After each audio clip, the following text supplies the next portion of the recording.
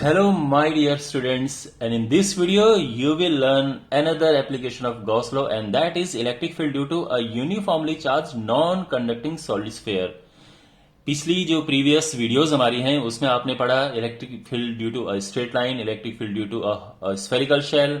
Now we have electric field due to a uniformly charged non-conducting solid sphere.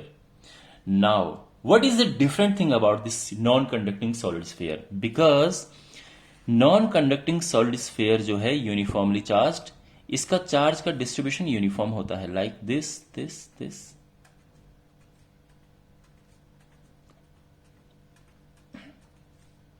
Means question में ये लिखा होना चाहिए यूनिफॉर्मली चार्ज्ड. पहली बात तो आपको क्वेश्चन में लिखा ही मिलेगा uniformly charged non conducting. Okay, तो this is a non conducting. अगर कंडक्टिंग होता सारा चार्ज बाहर आ जाता सरफेस पे. That's why we have non conducting, तभी चार्ज पूरा यूनिफॉर्मली डिस्ट्रीब्यूटेड है. अब इसकी हेल्प से हमें we have to find electric field. So of course we have to find electric field. Inside कोई पॉइंट ए ले लो, ऑन द सरफेस ये पॉइंट बी ले लिया, and outside of the surface ये पॉइंट हमने ले लिया सी.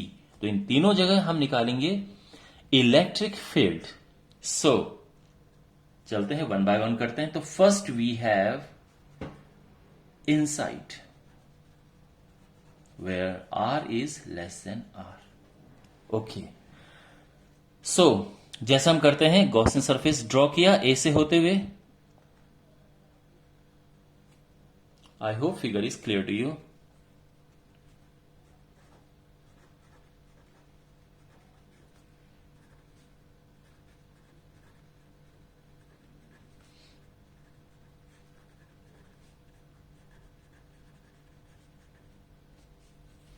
Through A. ओके, और अब यहां पे हम अप्लाई करेंगे Gauss theorem.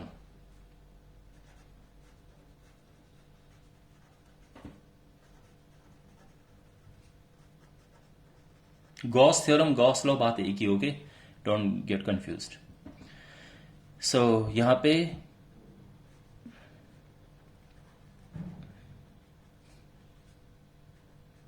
charge enclosed upon epsilon naught, and I'm sure you must be familiar with this Gauss law. अब ये अप्लाई करना है. देखो, this is very interesting. At this point जो इलेक्ट्रिक फील्ड होगा that is away, of course, क्योंकि positive charge से away जाता है. एट द सेम टाइम यहां पे जो एरिया वेक्टर है ये भी बाहर की तरफ है. तो ई और एरिया वेक्टर दोनों बाहर है, मीन्स एंगल इज 0 डिग्री है. तो यहां पे जो कॉस थीटा पुट करेंगे वो तो 0 आएगा. So this is EDA cos 0 degree. Now the most interesting part of this question is to find charge enclosed. इसके अंदर चार्ज कितना है? Okay, means ये जो अंदर वाला पोर्शन है ये भी तो पूरा, इसमें पूरा चार्ज है. ओके, अब इसमें चार्ज कितना है? गॉसियन सरफेस जिसको कवर कर रहा है वो चार्ज क्या है? तो अब इसके लिए देखो, ये सारा चार्ज का कैलकुलेशन हो रहा है यहां पे. देखो माय डियर, सबसे पहले हम निकालेंगे charge density. Okay, that is total charge जो कि इसका क्यू है upon volume 4/3 pi are cube. ये हमने निकाला इसकी वॉल्यूम चार्ज डेंसिटी. और इससे क्या होगा कि जो चार्ज हमें चाहिए, चार्ज इनक्लोज्ड, ओके, तो वो हमें मिल जाएगा. दैट इज सिंपली जो वॉल्यूम चार्ज डेंसिटी है इसमें इस वाले वॉल्यूम का मल्टीप्लाई कर दो, that is 4/3 pi are cube. Small R, ये radius is small R of this Gaussian surface. तो ये हो जाएगा Q upon 4/3 pi are cube into 4/3 pi are cube, और ये हो जाएगा Q into R cube upon are cube. यहां तक सब क्लियर? तो ये वैल्यू हम यहां से पुट करेंगे चार्ज इनक्लोज. तो ये हो जाएगा q r cube upon are cube, और साथ में एप्सिलॉन नॉट भी है. यहां तक everything is fine. Now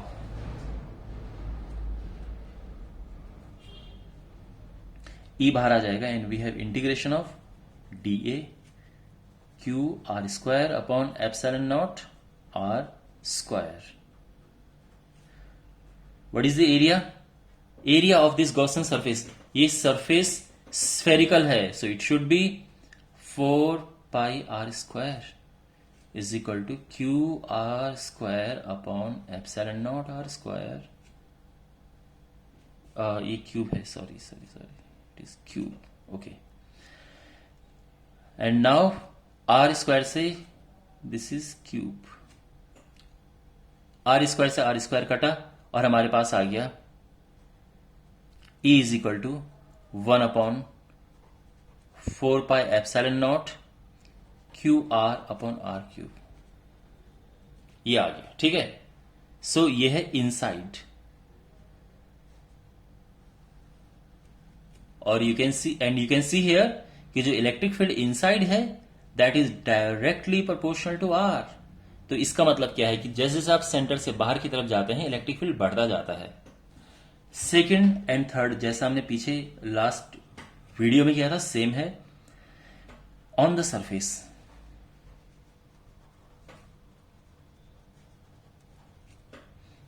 are is equal to r. Again drawing Gaussian surface through b. यहां पे गॉसियन सरफेस ड्रॉ करेंगे हम एंड अप्लाइंग गॉस थ्योरम. तो यहां पे गॉस थ्योरम अप्लाई करेंगे. इलेक्ट्रिक फील्ड इस तरफ है और एरिया वेक्टर भी इसी तरफ है. So E dot dA is equal to charge enclosed upon epsilon naught. तो ये हो जाएगा इलेक्ट्रिक फील्ड, और इसके बीच में एंगल 0 डिग्री है, cos 0 1 होता है. सो इलेक्ट्रिक फील्ड में बाहर लेके आ रहा हूं and I have inside dA charge enclosed upon epsilon naught. और यहां पे we have electric field. Area क्या होगा इसका? 4 pi are square. Charge enclosed, जो इसने पूरा चार्ज इनक्लोज कर रखा है, यानी जो इसका एक्चुअल में चार्ज है that is q upon epsilon naught. और यहां से आपको मिल जाएगा electric field final and that is 1 upon 4 pi epsilon naught Q upon are square. Fine. Now the third.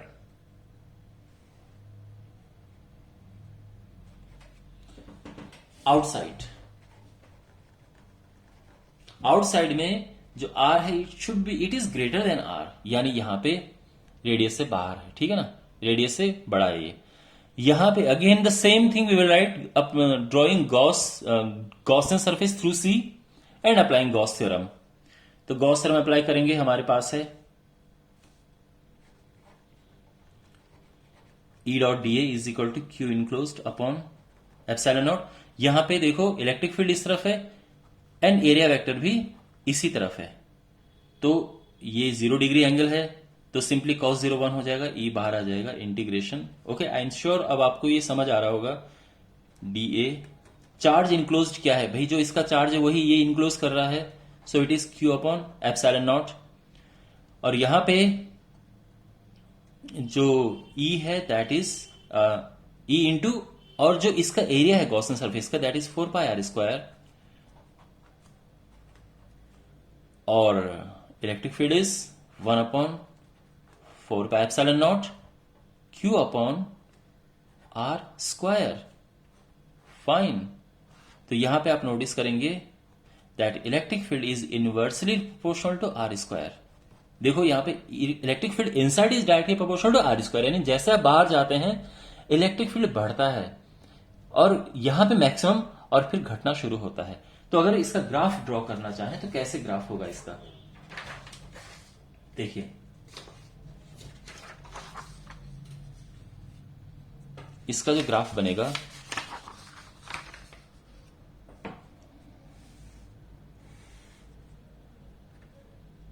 Are, ये सेंटर है, सेंटर से डिस्टेंस ये है, और यहां पे ये जो है इसका रेडियस है.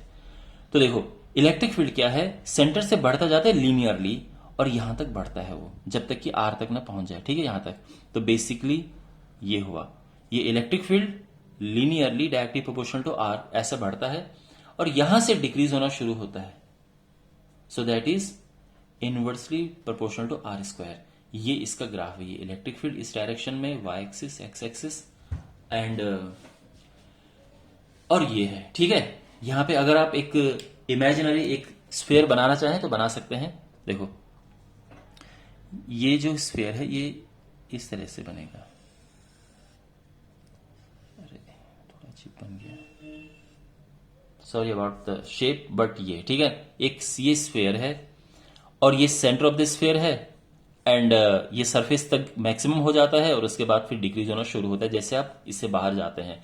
ऑलराइट, सो आई होप ये वीडियो आपको अच्छा लगा होगा. एंड अब अगले वीडियो में आप सीखेंगे electric field due to a large sheet. And subscribe to this channel.